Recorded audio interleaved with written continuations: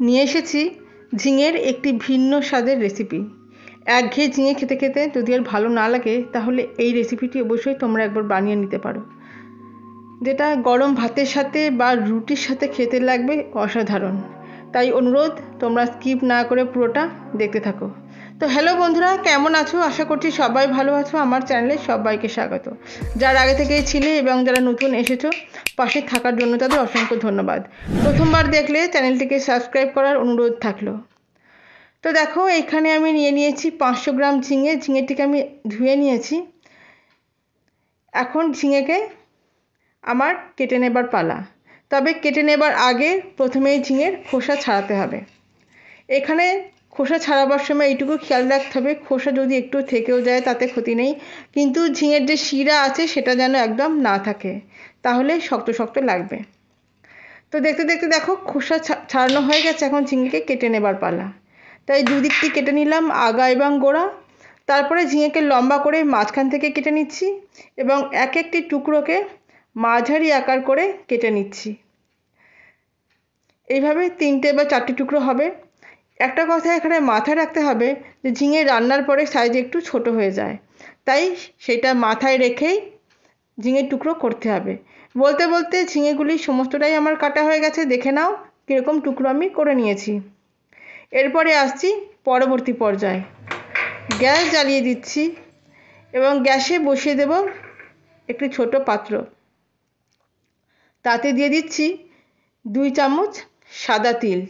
গ্যাসের ফ্লেমটি থাকবে একদম লো বা একদম কম আঁচে, এবং তিলকে কম আঁচে একটু রোস্ট করে নিতে হবে।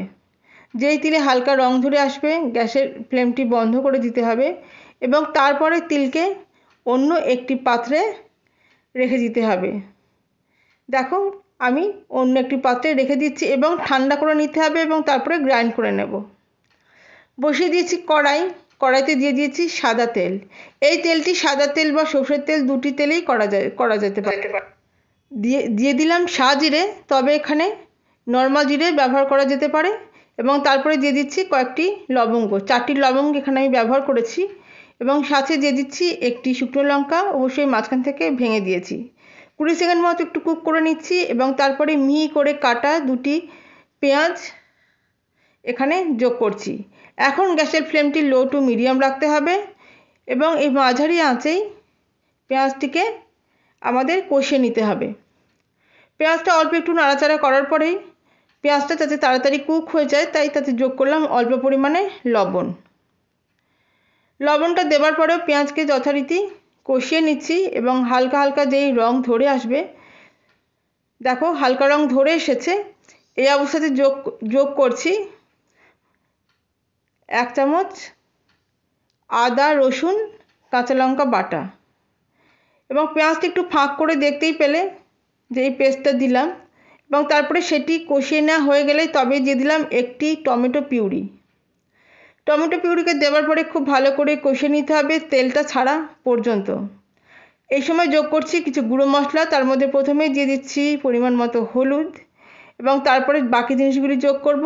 আমাদের রোজকার যে মশলা ঠিক সেই মশলাগুলি: ধনে গুঁড়ো 1 চামচ, জিরে গুঁড়ো 1 চামচ, দিয়ে দেবো কাশ্মীরি রেড চিলি পাউডার 1 চামচ এবং লাল লঙ্কার গুঁড়ো 1 চামচ। আর এই সবগুলি মশলা দেবার পরে একটু কষিয়ে নিচ্ছি এবং মশলা যাতে পুড়ে না যায় সেই কারণের জন্য অল্প পরিমাণে জল যোগ করে নিচ্ছি। তো দেখো, অল্প জল যোগ করে দিলাম এবং যোগ করে দেবার পরে ভালো করে কষিয়ে নিতে হবে, অর্থাৎ তেল ছাড়া পর্যন্ত কষিয়ে নিতে হবে। এই কষানোটা ভালো না হলে রান্না ভালো হবে না। দেখো, এই যে মশলা কড়াই থেকে ওঠা ওঠা মতো হয়ে যাচ্ছে, মানে পুরোপুরি ভালো করে কষানো হয়ে গেছে। এখন যোগ করছি আধ কাপ টক দই। টক দইটি দেবার সময়তে অবশ্যই গ্যাসের ফ্লেমটিকে রাখতে হবে একদম লো এবং দইটি থাকবে একদম নর্মাল টেম্পারেচারে এবং দইটিকে ভালো করে ফেটিয়ে নিতে হবে। একদম কম আঁচে গ্যাসের ফ্লেমটিকে রেখে দইটিকে খুব ভালো করে কষিয়ে নিতে হবে। যত ভালো কষানো হবে তত ভালো স্বাদ হবে। দেখো কীরকম স্বাদ দেখতে হয়েছে, কতটা পরিমাণে তেল ছেড়ে দিয়েছে। এই অবস্থাতে যোগ করছি কেটে রাখা ঝিঙেগুলি। এখন গ্যাসের ফ্লেমটিকে মাঝারি করে দিয়েছি এবং মাঝারি আঁচে ঝিঙে দিয়ে ভালো করে কষিয়ে নেব। তো ঝিঙে দিয়ে কষাতে কষাতে একটা কথা এখানে মাথায় রাখতে হবে যে গ্যাসের ফ্লেমটিকে দরকার হলে কমা বাড়া একটু করে নিতে হবে। তবে একটু কষানোর পরেই যোগ করছি লবণ। আগে অল্প পরিমাণ লবণ যোগ করেছিলাম, তাই এখন বাকি লবণটি যোগ করছি। এই লবণ দেওয়ার পরে একটুখানি নাড়িয়ে নেবার পরে গ্যাসের ফ্লেমটিকে একদম কম করে দিচ্ছি এবং এরপরে ঢাকা দিয়ে দেব। এই লবণ দেওয়ার ফলে ঝিঙে থেকে জল বেরোতে শুরু করবে। ঢাকা দিলাম প্রায় 10 থেকে 12 মিনিটের জন্য। তবে 5-6 মিনিট পরে ঢাকাটা একবার খুলতে হবে এবং ভালো করে নেড়ে দিতে হবে। দেখো ঝিঙে থেকে অল্প অল্প জল বেরোনো শুরু হয়ে গেছে। তবে এখানে নেড়ে দেওয়ার পরে আবার ঢাকা দিয়ে দেব। এখন প্রায় 12 মিনিট পুরোপুরি হয়ে গেছে। দেখো কতটা পরিমাণ জল বেরিয়েছে, অর্থাৎ ঝিঙে দিয়েও কষানোটি এখন আমাদের সম্পূর্ণ। এখন এরপরে যাব বাকি পর্যায়ে। এই অবস্থাতে ঝিঙেটি 80% কুক হয়ে যাবে। যখন ঝিঙে 80% কুক হয়ে যাবে, তারপরে যোগ করছি রোস্ট করা তিল। তিলটা দেবার পরে অবশ্যই ভালো করে মিশিয়ে নিতে হবে এবং মিশিয়ে নেবার পরে আমরা তিলটিকে দিয়েও মিনিট 2-এর জন্য কম আঁচে ঢাকা দিয়ে একটু কষিয়ে নেব, ঠিক যেমনটা আমি করছি। দেখো মিশিয়ে দিলাম এবং এরপর ঢাকা দিয়ে দিলাম 2 থেকে 3 মিনিটের জন্য। এখন মিনিট 3 পরে খুলছি। দেখো দেখতেই পাচ্ছ যে কতটা পরিমাণ কষানো হয়ে গেছে। এখন কতটা পরিমাণ আবার জল বেরিয়ে গেছে। এখন যোগ করব আস্তে আস্তে আরেকটু পরিমাণে জল। তবে এখানে জল আর খুব বেশি যোগ করার প্রয়োজন পড়বে না।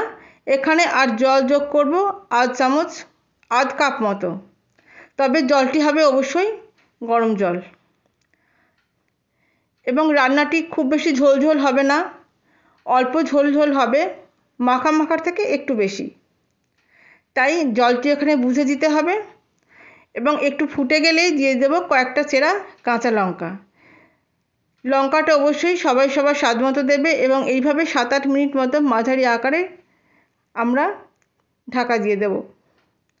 তবে মাঝখানে একবার খুলছি মিনিট 3 পরে।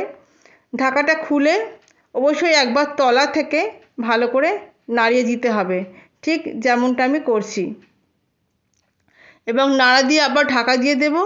এখন পুরোপুরি 7-8 মিনিট হয়ে গেছে। এখন ঝিঙে পুরোপুরি সেদ্ধ হয়ে গেছে। এখন দিয়ে দিচ্ছি স্বাদটা ব্যালেন্স করার জন্য চিনি দেবার পরে 1 মিনিট মতো আর কুক করব এবং ভালো করে মিশিয়ে দেব। দেখতে দেখতে 1 মিনিট কুক করা হয়ে গেছে এবং দেখো এখন দেখতে ঠিক এই রকম হয়েছে। দেখতেই পাচ্ছ দেখতে কতটা লোভনীয় হয়েছে। গরম ভাতের সাথে খেতে লাগবে দারুণ, বা রুটির সাথেও খেতে লাগবে ভীষণ ভালো। এখন গ্যাসটি বন্ধ করে দেব এবং ঢাকা দিয়ে দেব এবং স্ট্যান্ডিং টাইম 5 মিনিটের জন্য রেখে দেব। 5 মিনিট পরে ঢাকাটি খুলব এবং তারপরে দেখো আমি সার্ভ করে দিয়েছি। তো তোমরাও ঝিঙেকে এইভাবে একবার বানিয়ে দেখো, খেতে দারুণ লাগবে।